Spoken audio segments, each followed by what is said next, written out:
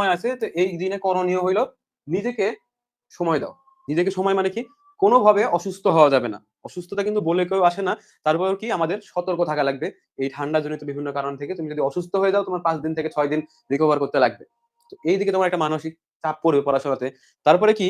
যে এই সময়ে বাজে সময় নষ্ট করা বন্ধ করে দাও। বাজে সময় কি? Facebook এর চ্যাটিং-ফ্যাটিং, WhatsApp এগুলার থেকে ডিটাচড হয়ে যাও। যেগুলো প্রয়োজনীয় দরকার Facebook থেকে বিভিন্ন সাম্প্রতিক এগুলার নিউজ নেওয়ার জন্য যতটুকু থাকার দরকার, ততটুকু থাকো। কিন্তু Facebook থেকে টোটালি ডিটাচড। এই কয়েকটা দিন সময় তুমি জীবনের পিছে সময় দাও। দেখো আর ১ মাস পরে তোমার পরীক্ষাতে যদি পরীক্ষা ভালো হয় তাহলে তুমি থাকবে রাবিতে, ঢাবিতে কিংবা বিভিন্ন তোমার স্বপ্নের পাবলিক বিশ্ববিদ্যালয়ে। তো এইজন্য বললাম সতর্কতা থাকা লাগবে। পাশাপাশি নিজেকে সময় দেওয়া লাগবে, পড়ার টেবিলে সময় দেওয়া লাগবে এবং পড়াগুলাকে গুছায় নেওয়া লাগবে। তারপরে কি এই ২০-২৫ দিনের মধ্যে তুমি যেসব টপিক গুলা রিভাইজ করছো সেগুলাতে একটা করে দাগ দাও যে আমার একবার করে রিভাইজ হয়েছে। তো ওইটার পরে আরেকটা দাগ দাও ২ বার রিভাইজ হয়েছে।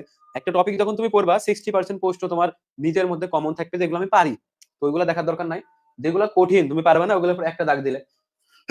একবার রিভাইজের সময়।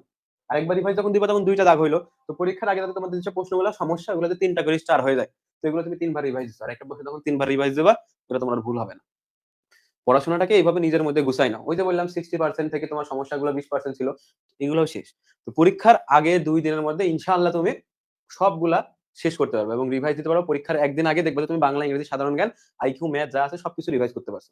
দিন শেষে তখন পরীক্ষার আগের দিন রাত্রে একটু গল্পগুজব করে সময় কাটাবা। ফ্যামিলির সাথে সময় কাটাবা, আব্বু-আম্মুর সাথে সময় কাটাবা। যেই দেখবা একটু ডোপামিন নিঃসৃত করবা মাথা থেকে সেই দিন। যাতে পরীক্ষা পরের দিন ভালো হয়। পরীক্ষার আগের দিন রাত্রে প্রেশার নিয়ে পড়ে চান্স হবে না। তো যেটা বললাম এতটুকু মাথায় রাখো আমরা ক্লাস শুরু করব।